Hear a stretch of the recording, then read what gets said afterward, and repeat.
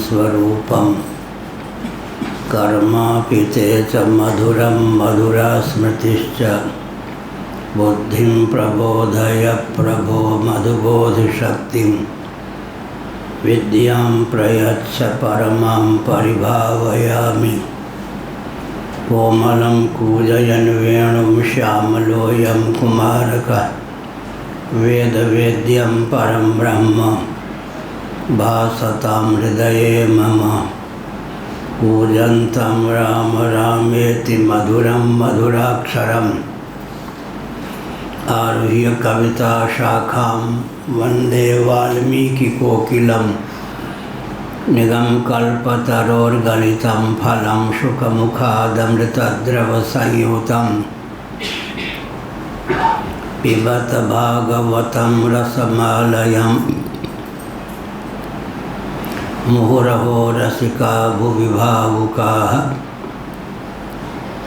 तृणादपि सुनीचेन तरोरपि सहिष्णुना अमानिना मानदेन कीर्तनीय सदा हरि।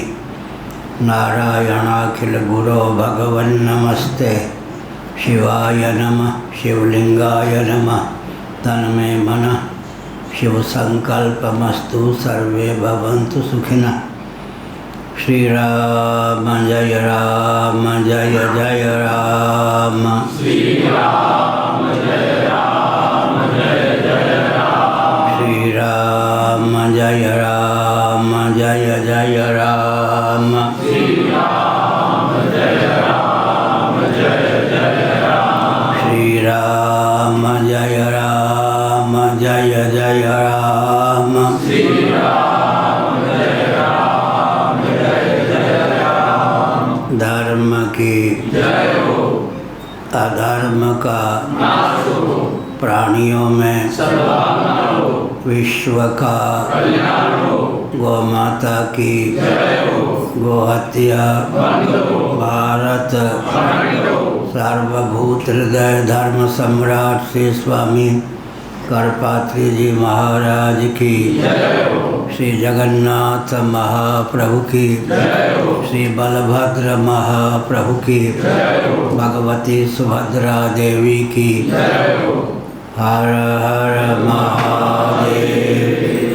चक्र सुदर्शन महाभाग की जय हो, गोविंद जय जय गोपाल जय जय गोविंद जय जय गोपाल जय जय राधा रमण हरि गोविंद जय जय राधा रमण हरि गोविंद जय जय श्री कृष्ण गोविंद हरे मुरारे श्री कृष्ण गोविंद हरे मुरारी हे नाथ नारायण वासुदेव हे नाथ नारायण वासुदेव गोविंद जय जय गोपाल जय जय गोविंद जय जय गोपाल जय जय राधा रमण हरि गोविंद जय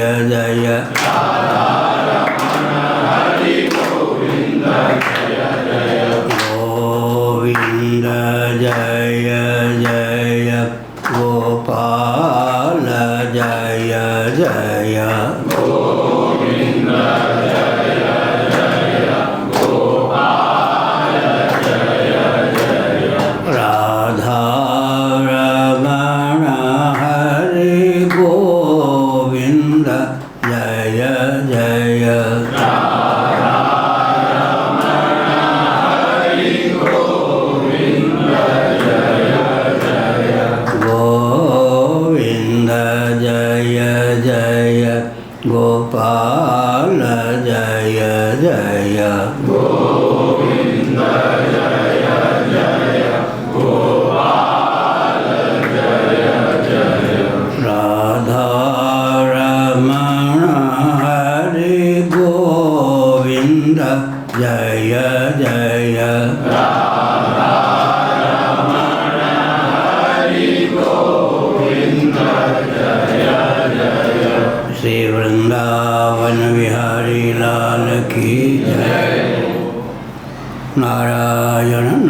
नारायण नारायण नारायण। कौन सा कह रहे थे?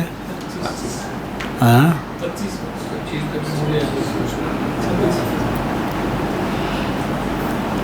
श्रीमद् भागवत 7, 14, 25, 26, 27, 28।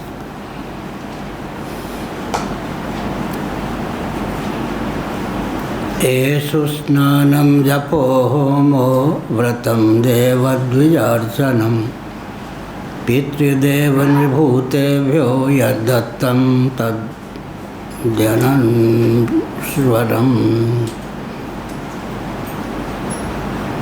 तद्यनश्वरं संस्कारकालो जायाया अपत्यस्यात्मनस्तथा प्रेतसंस्थामृताश्च कर्मण्यभ्युदये नृप। अथ देशान् प्रवक्ष्यामि धर्मादिश्चेय आवहान् स वै पुण्यतमो देशः सत्पात्रं यत्र लभ्यते। बिम्बं भगवतो यत्र सर्वमेतच्चराचरं यत्र ब्राह्मणकुलं तपो विद्यादयान्वितं यत्र यत्र हरेरर्चा सदेशस्तेषां पदं यत्र गंगादयो नद्यः पुराणेषु च विश्रुता सरांसि पुष्करादीनि क्षेत्राण्यर्हाश्रितान्युत कुरुक्षेत्रं गयशिरः प्रयागः पोलहाश्रमः। नारायण। नैमिषं फाल्गुनं सेतु प्रभासोऽथ कुशस्थली वाराणसी मधुपुरी पंपा बिन्दुसरस्तथा नारायणाश्रमो नंदा सीतारामाश्रमादयः सर्वे कुलाचला राजन्महेन्द्रमलयादयः एते पुण्यतमा देशा हरेरर्चासिताश्च ये एतान् देशान् निसेवेत श्रेयस्कामो ह्यवीक्षणशः।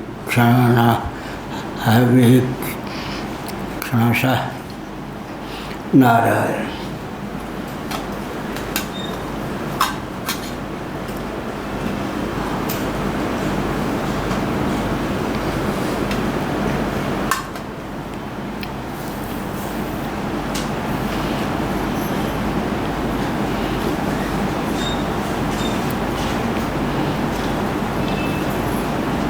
अत देशान् प्रवक्ष्यामि धर्मादिश्चेय आवहान् स वै पुण्यतमो देशः सत्पात्रं यत्र लभ्यते। देवर्षि नारद ने युधिष्ठिर जी को प्रबोधित करते हुए कहा, राजन, अब मैं उन स्थानों का वर्णन करता हूँ जो धर्मादिश्चय की प्राप्ति कराने वाले हैं। सबसे पवित्र, उत्तम, उत्कृष्ट देश वह है जिसमें सत्पात्र सुलभ हों। सत्पात्रम यत्र लभ्यते। यहाँ देश का अर्थ है स्थान विशेष। देश, काल और वस्तु तीन शब्द हैं।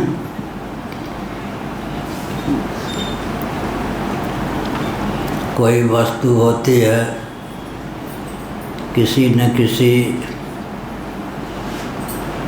स्थान विशेष और काल विशेष में उसकी विद्यमानता मान्य है। स्थान विशेष का नाम ही देश हो जाता है। यह अभिप्राय। देश का अर्थ है स्थान विशेष। वस्तु है तो उसके साथ देश और काल की मान्यता स्वतः जुड़ जाती है। अमुक वस्तु कहाँ है, अब है, यह कहाँ थी, कब थी, इस प्रकार कहाँ रहेगी, कब रहेगी। वस्तु और व्यक्ति की उद्भावना होते ही देश और काल की उद्भावना स्वतः हो जाती है। देश, काल और वस्तु विवक्षावसात तीन प्रकार का विभाग है।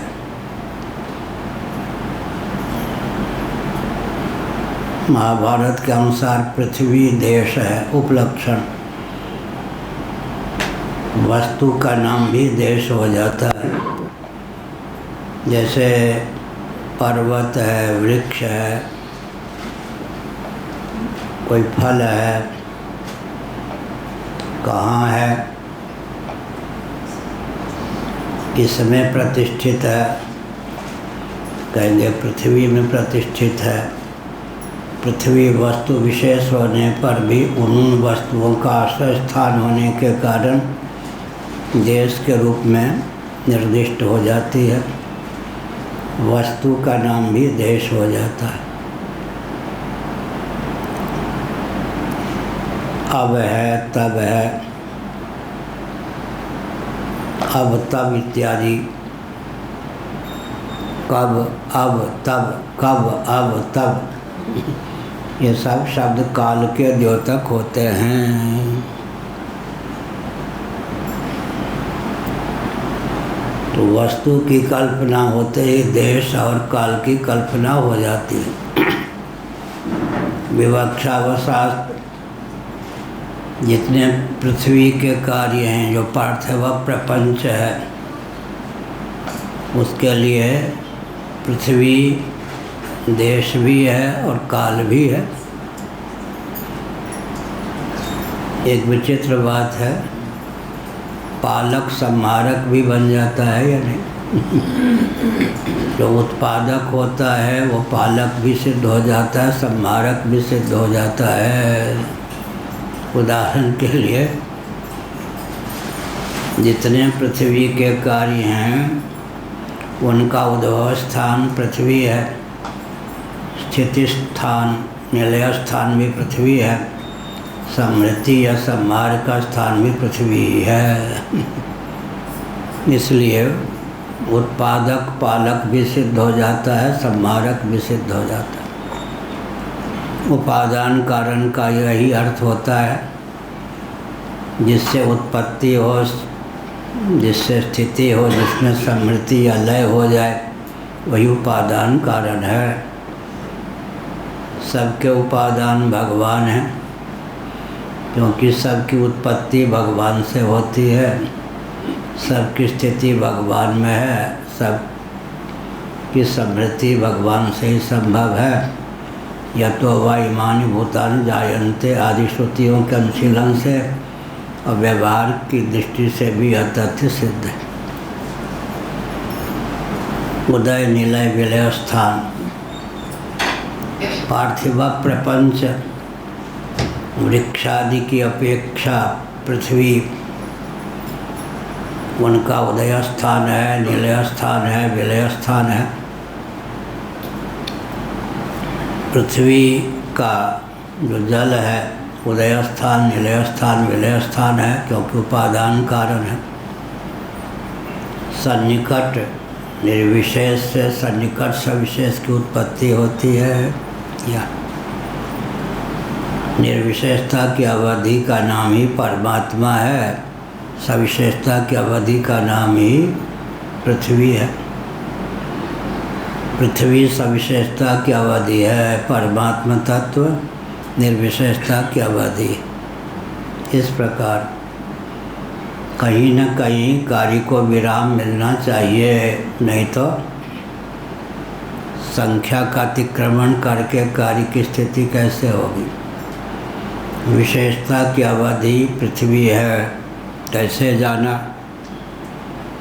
क्योंकि पृथ्वी के कार्य जो वृक्षादि हैं, इनमें छठी विशेषता नहीं है, अर्थात शब्द स्पर्श रूप रस गंध, शब्द स्पर्श रूप रस गंध के अतिरिक्त कोई छठी विशेषता से संपन्न ये नहीं है। मुरादाबाद फिर भी नहीं। शब्द स्पर्श रूप रस गंध 5 विशेषताएं हैं, किनमें? पृथ्वी में। वृक्षादि जो हैं छठी विशेषता से संपन्न नहीं। कहीं न कहीं कार्य की उपरामता होनी चाहिए, कोई न कोई अंतिम कार्य होना चाहिए, नहीं तो फिर अनंत कार्यों की कल्पना करनी पड़ेगी। विशेषता की अवधि का नाम ही पृथ्वी है। वृक्षादि क्या हैं? पृथ्वी के तारतम्य संघात हैं। पृथ्वी से अतिरिक्त विशेषता वाले नहीं हैं ये कार्य। पृथ्वी में 5 गुण तो वृक्षादि में भी 5 ही गुण सन्निहित हैं। इसलिए वृक्षादि को तत्वांतर परिणाम न कहकर कल कहा गया तत्वांतर परिणाम नहीं है। वृक्षादि तारतम्य संघात हैं, तत्वांतर परिणाम नहीं। और परमात्मा निर्विशेषता की अवधि, पृथ्वी सविशेषता की अवधि। इसीलिए पृथ्वी फल है। दार्शनिक धरातल पर विचार करें तो परमात्मा का अंतिम कार्य है पृथ्वी। और पृथ्वी क्या है? फल है। फलावसानम जगत। भगवान शंकराचार्य महाभाग ने भाष्य में लिखा फलावसानम जगत, पृथ्वी फल है क्योंकि अंतिम कार्य है यह। फल से फल नहीं। कहीं गन्ने में कोई फल लग जाए तब क्या होगा? कितना मीठा देखा है क्या? देखा हो? चखा हो? हाँ चखा है। गन्ने का फल भी, गन्ने में जो फल लगता है उसमें किसको नहीं चखा है। क्या गन्ने में जो फल लगता है, गन्ना में फल है कहीं नहीं। गन्ना स्वयं मीठा है, कदाचित गन्ने में कोई फल लगता है पता नहीं उसमें कितना मिठास होता तो है नहीं। फलावसानम जगत यह हुआ। पृथ्वी विशेषता की अवधि, परमात्मा निर्विशेषता की अवधि है। बीच में अन्य कार्य हैं। सन्निकट निर्विशेष से सन्निकट से विशेष की उत्पत्ति। और अंत में कल भी कहा, परसों भी कहा, कारण की विद्यमानता बनी रहे और उसकी अपेक्षा सन्निकट सविशेष कार्य उत्पन्न हो जाए। यही सृष्टि की प्रक्रिया है। लेकिन लय की प्रक्रिया में पृथ्वी जो चरम कार्य है वह क्या जल के रूप में ही अवशिष्ट रहती है। अगर कार्य विद्यमान रहे, अपनी विद्यमानता को बनाए रखे तो प्रलय की सिद्धि ही न हो। सृष्टि की उत्पत्ति में और प्रलय की निष्पत्ति में यह अंतर है। सृष्टि की उत्पत्ति में उपादान कारण बना रहता है, अपनी अपेक्षा से निकट सविशेष उपादेय रूप कार्य को उत्पन्न कर देता है। प्रलय की प्रक्रिया में कार्य सन्निकट निर्विशेष कारण भावापन्न ही हो जाता है। पृथक से कोई अपना अस्तित्व सिद्ध नहीं करता, अपनी अर्थक क्रियाकारिता सिद्ध नहीं करता। इस प्रकार से आरोह क्रम प्रलय है, अवरोह क्रम सर्ग है। अवरोह पर्वतारोह कहते हैं ना, नीचे से ऊपर। आरोह क्रम पार्थिव प्रपंच पृथ्वी मात्र रह जाए, पृथ्वी जल मात्र रह जाए, जल अग्नि मात्र रह जाए, अग्नि वायु मात्र रह जाए, वायु आकाश मात्र रह जाए, आकाश आत्मा होकर ही शेष रह जाए, अवशिष्ट रह जाए। यह क्या है? गणित की प्रक्रिया।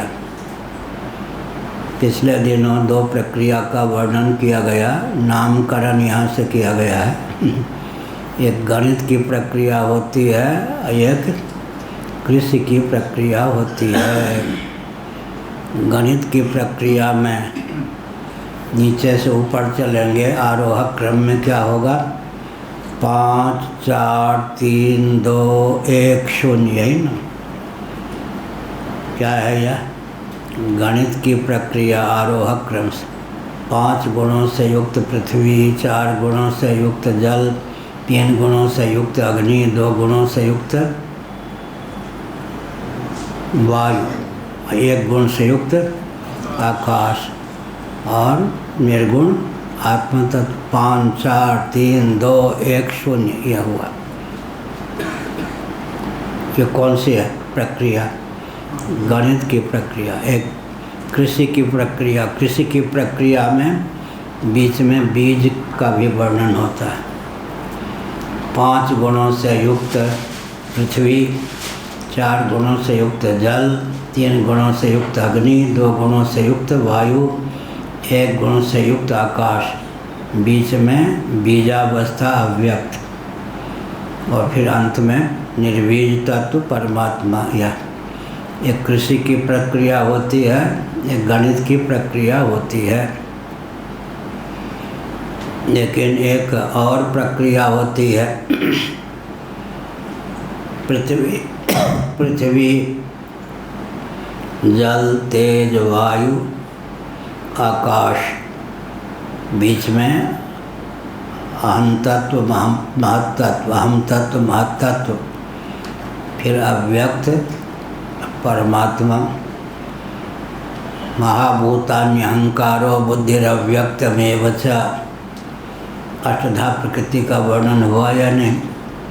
तब यह प्रश्न उठा, यह कौन सी प्रक्रिया आ गई? कृषि प्रक्रिया गणित प्रक्रिया से विलक्षण प्रक्रिया आ गई। 5 4 3 2 1, क्या हुआ? पृथ्वी जल तेज वायु आकाश। लेकिन बीच में 2 अतिरिक्त तत्व आ गया, अहम तत्व महत्तत्व। यह क्या हुआ? गणित की दृष्टि और कृषि विज्ञान की दृष्टि से विचार करें तो 2 तत्व अतिरिक्त हो गए।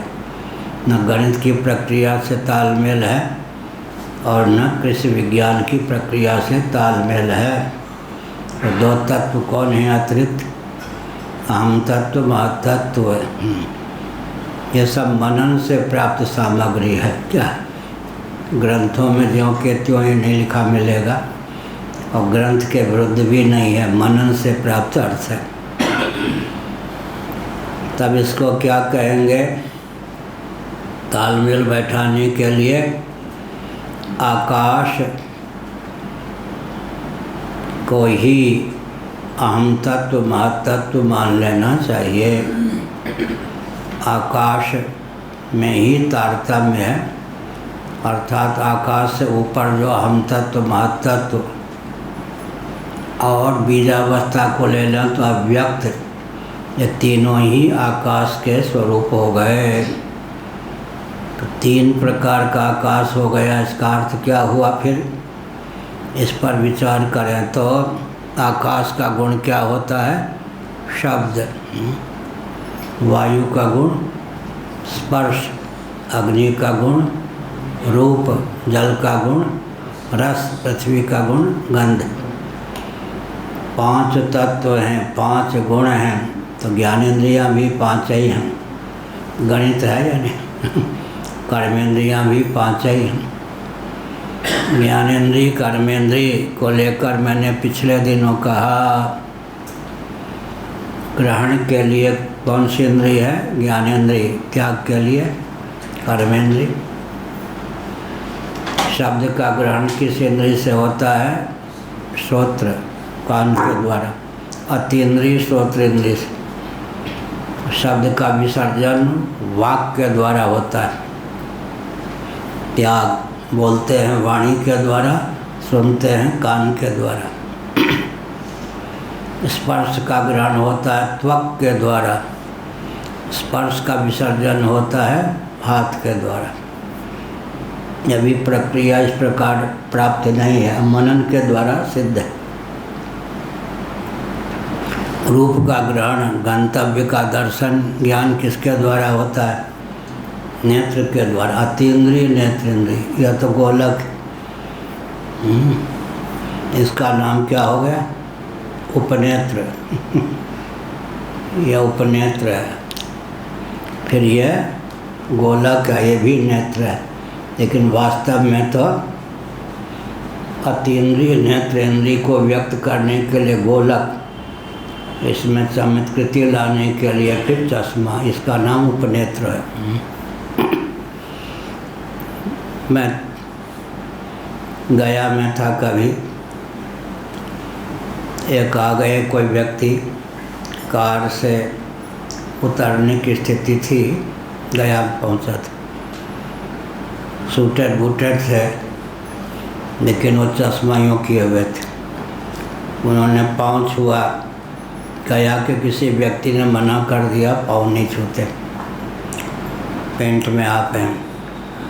उन्होंने कहा क्या कोई बात हुई?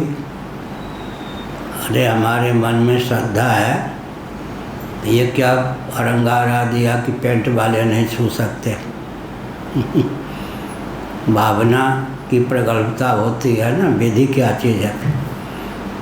हम मुस्कुराते रहे, बाद में जब वो वकील थे, बाद में पता चला वो ऐसे चश्मा लगाए हुए थे। हमने कहा वकील, हाँ आपका क्या नाम है? ये ठीक है, आप तो यहाँ ऐसे चश्मा लगाए हुए हैं, क्या दिखता है विशेष? ये हुआ ना, यहाँ लगाएंगे तो दिखेगा। तो विधि और श्रद्धा दोनों का योग होगा तब काम बनेगा या नहीं? नहीं तो यहाँ से भी फिर दिखना चाहिए, तो फिर बेचारे चुप रहेंगे क्या? विधि के साथ साथ श्रद्धा भी चाहिए, श्रद्धा के साथ साथ विधि भी चाहिए। नेत्रों के द्वारा ही दर्शन करेंगे ना। तो नेत्र गोलक में कोई त्रुटि है, दूर का दर्शन नहीं हो पाता, नज़दीक का दर्शन नहीं हो पाता, तो उपनेत्र की आवश्यकता होती है। श्रद्धा के साथ विधि और विधि के साथ श्रद्धा, दोनों का सामंजस्य हो। गीता के 17वें अध्याय में अर्जुन का प्रश्न है, किसी के जीवन में श्रद्धा तो है, विधि नहीं है, तेषां निष्ठा तो का कृष्ण। किन्हीं के जीवन में श्रद्धा तो है, विधि नहीं है, तेषां निष्ठा तो का कृष्ण। उनकी निष्ठा सात्विकी है, राजसी है, तामसी है, किस प्रकार की है? अंत में भगवान के उत्तर का सारांश क्या है? आप में श्रद्धा है तो थोड़ा प्रयत्न करके जिनको विधि का ज्ञान है उनसे विधि भी सीख लीजिए, तो क्या आपत्ति? क्या श्रद्धा है, विधि नहीं है। श्रद्धा है ही तो विधि पूर्वक अगर कार्य करने की भावना है, सफलता मिलेगी। श्रद्धा है ही तो विधि भी सीख लीजिए, तो चार चांद होगा। यानी श्रद्धा के साथ विधि का भी योग होना चाहिए और विधि के साथ श्रद्धा का योग होना चाहिए, तब जीवन में पूर्ण उत्कर्ष होता है। तो विषय चल रहा था कि सर्वदेश, सर्वकाल, सर्ववस्तु के रूप में भगवत तत्व ही उल्लसित विलसित है। फिर भी जैसा कि कल कहा गया, विभूति का क्या अभिप्राय हुआ? विभूति योग है, यानी 7वें अध्याय, 8वें अध्याय, 9वें, 10वें, 11वें अध्याय में, यहाँ तक कि 15वें अध्याय तक भगवान की विभूतियों का वर्णन भगवान ने स्वयं किया है। विभूति सर्व रूपों में भगवान ही अभिव्यक्त हैं, सब कुछ भगवान की विभूति है। कार्य प्रपंच, उन विभूतियों में भी विशेष विशेष जो अभिव्यक्तियाँ हैं उनका नाम विभूति है। क्रियासार का नाम विभूति है, वस्तुसार का नाम विभूति है, भावसार का नाम विभूति है, व्यक्तिसार का नाम विभूति है। यह क्रियासार भी विचित्र विभूति है। एक छल करने वालों में मैं द्यूत हूँ, जुआ। जुआ को भी भगवान ने विभूति बता दी है नहीं? द्यूता छलयता महम, छल करने वालों में भी जो क्या है द्यूत, जुबा में छल की पराकाष्ठा होती है, वो भी विभूति। क्रियासार, वस्तुसार, भावसार, यह सब। तो विभूति माने विशेष रूप से व्यक्ति। सात्विक, राजस, तामस 3 प्रकार के पदार्थ हैं। सात्विकी विभूति, राजसी विभूति, तामसी विभूति। यह तो सार क्या निकला? सभी स्थान, सभी देश वास्तव में भगवान से युक्त ही हैं। कोई स्थान नहीं जहाँ भगवान ना हो, सब ही सुलभ है। कोई ऐसा व्यक्ति नहीं जिसे भगवान सुलभ ना हो। सब दिन सुलभ हैं और सब देश में भगवान सुलभ हैं। सब ही सुलभ, सब दिन, सब देशा। सबसे दुर्लभ ही सबसे सुलभ हुए या नहीं? कहो कंडेलवाल जी। सबसे दुर्लभ कौन है? भगवान। और सबसे सुलभ भगवान। रविवार को क्या ऑफिसर नहीं सुलभ होंगे? ऑफिस में नहीं दिखाई पड़ेंगे। भगवान सब दिन सुलभ हैं, सब देश में, सब जगह सुलभ हैं, सब काल में सुलभ हैं। सबसे जो दुर्लभ हैं वही सबसे सुगम हुए या नहीं? सब दिन सुलभ हैं, सब देश में सुलभ हैं, सब काल में सुलभ हैं।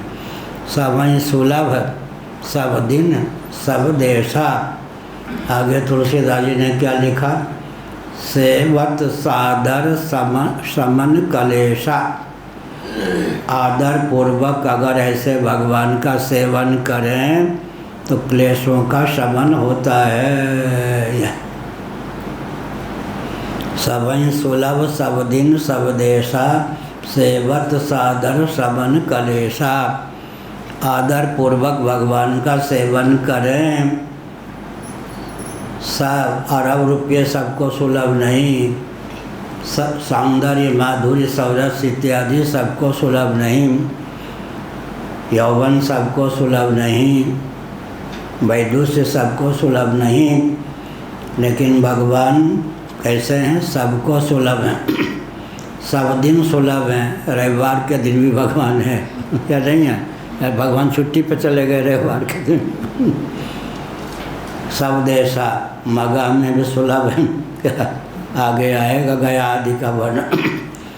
भगवान एक ऐसे हैं कि जो सबको सुलभ हैं, सब दिन सुलभ हैं, सर्वत्र सुलभ हैं। कालकृत, देशकृत, वस्तुकृत, परिच्छेद शून्य हैं, कबलित नहीं होते, इसलिए सदा सुलभ हैं। व्यापक हैं इसलिए सर्वत्र सुलभ हैं।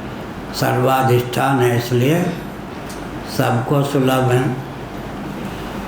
गरीब को भी भगवान सुलभ है या नहीं? 2 रोटी सुलभ हो या ना हो, भगवान तो गरीब को भी सुलभ हैं। सबसे जो दुर्लभ हैं वही सबको सुलभ हैं। लेकिन आगे क्या कहा? सेवत सादर समन कलेशा। आदर पूर्वक भगवान का सेवन करें, भजन करें तो क्लेशों का समन करते हैं। सब घट मेरो साइयाँ सोनो सेज न खोए, बलिहारी व घट की जा घट परगट होए। झटपट परगट, परगट माने प्रकट। सब घट मेरो साइयाँ, कोई ऐसा हृदय नहीं है जिसमें भगवान की विद्यमानता न हो। सब घट मेरो साइयाँ, मेरे जो स्वामी हैं ईश्वर सब घट में है। घट माने हृदय। यहाँ पर हृदय का क्यों महत्व है? यह जो पुंडरीक माने कमल, पुंडरीकाकार रक्त मांसपिंड होता है उसका नाम हृदय है। पुंडरीकाकार रक्त मांस, पुंडरीकाकार माने कमलाकार, रक्त माने लाल, मांसपिंड उसकी विशेषता क्या है? उसमें जो सुशिर छिद्र है, अवकाश प्रद आकाश है, वह अंतःकरण का अभिव्यंजक संस्थान है। और अंतःकरण जो है, यह अंतःकरण जो है क्या है? अंतःकरण परमात्मा तत्व का प्रत्यगात्म रूप से अभिव्यंजक संस्थान है। अभिव्यंग की अभिव्यक्ति अभिव्यंजक के अधीन होती है। अभिव्यंजक के तारतम्य से अभिव्यंग की अभिव्यक्ति में तारतम्य होता है।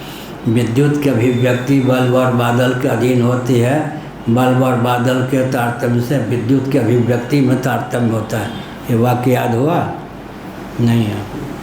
अभिव्यंजक की अभिव्यंग की अभिव्यक्ति अभिव्यंजक के अधीन होती है। अभिव्यंजक के तारतम्य से अभिव्यंग की अभिव्यक्ति में तारतम्य होता है। विद्युत की अभिव्यक्ति बल्ब और बादल के अधीन होती है।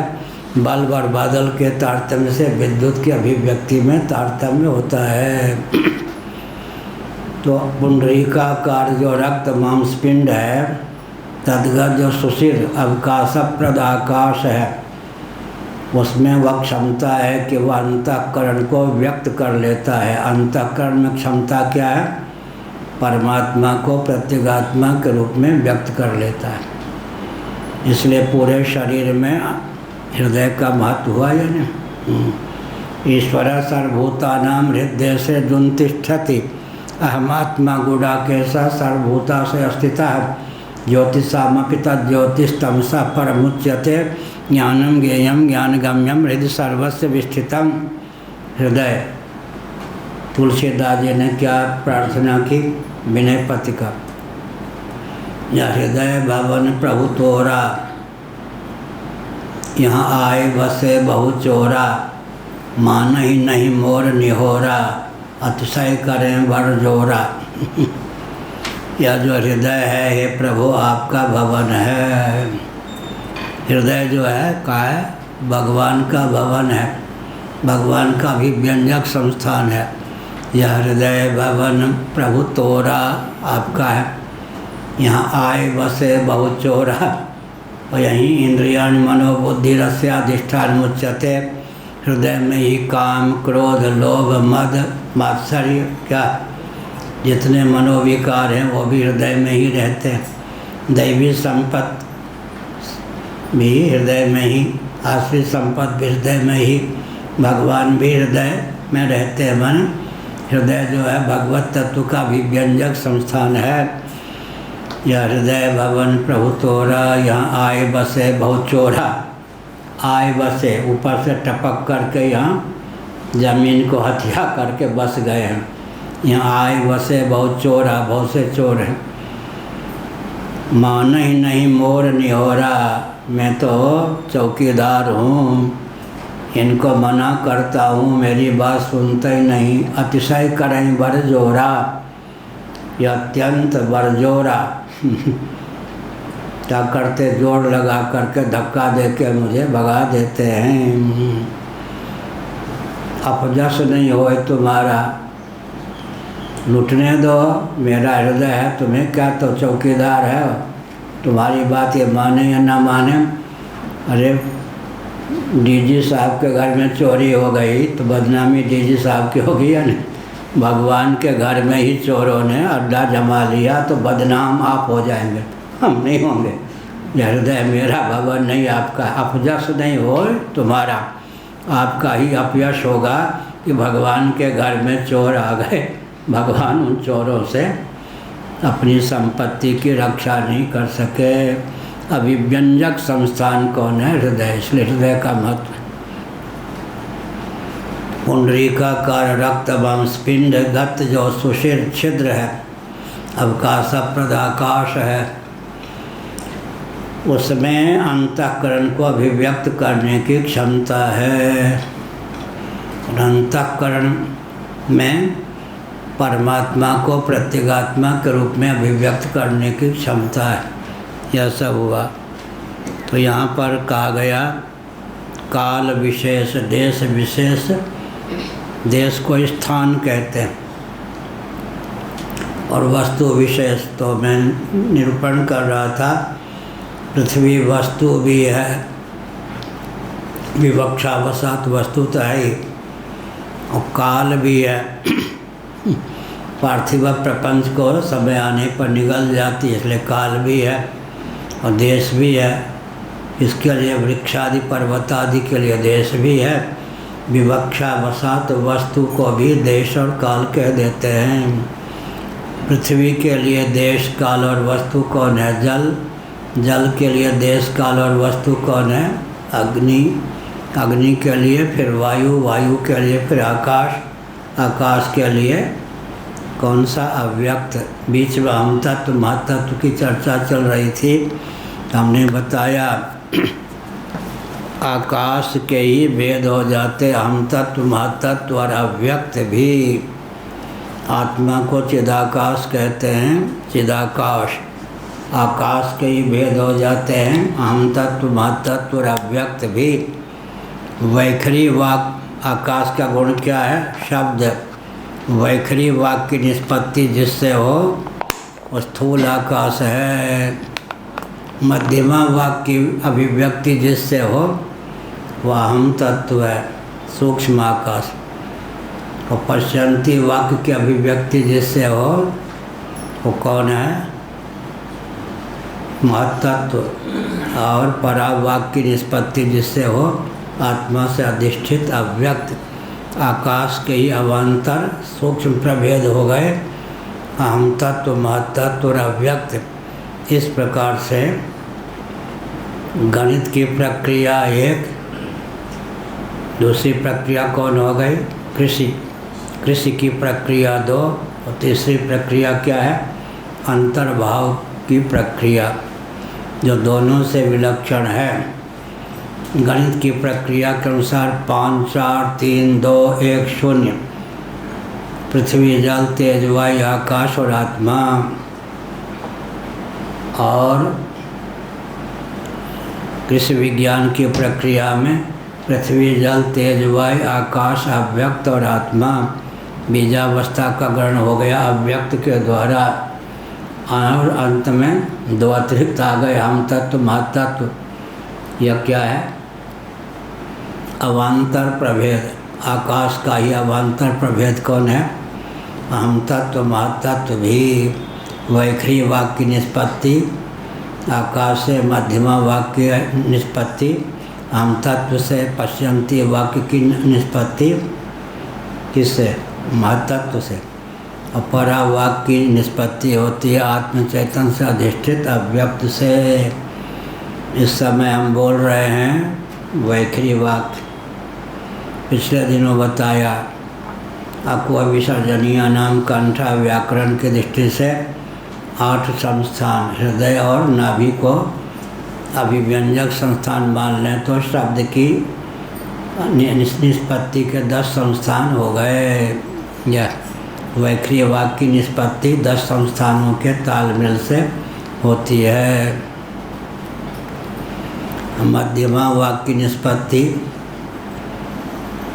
जो वैखरी वाक्य है वो मनोनिष्ठ हो जाए, अतिरिक्त स्वयं अभिव्यक्त न हो, मनोगत हो करके ही व्यक्त हो, तब उसका नाम हो जाता है मध्यमा वाक्य।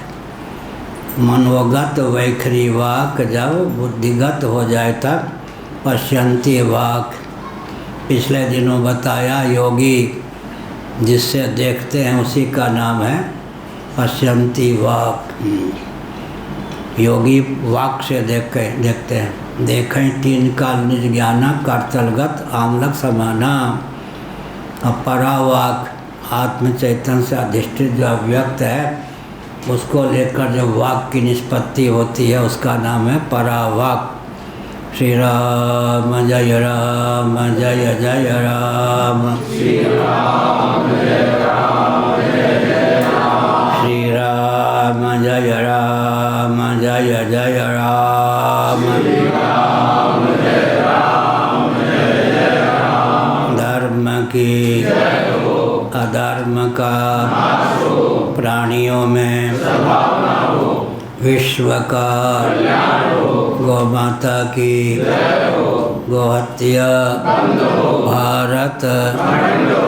हर हर। आज के कोई प्रश्न हो पूछ सकते हैं 2-4 मिनट।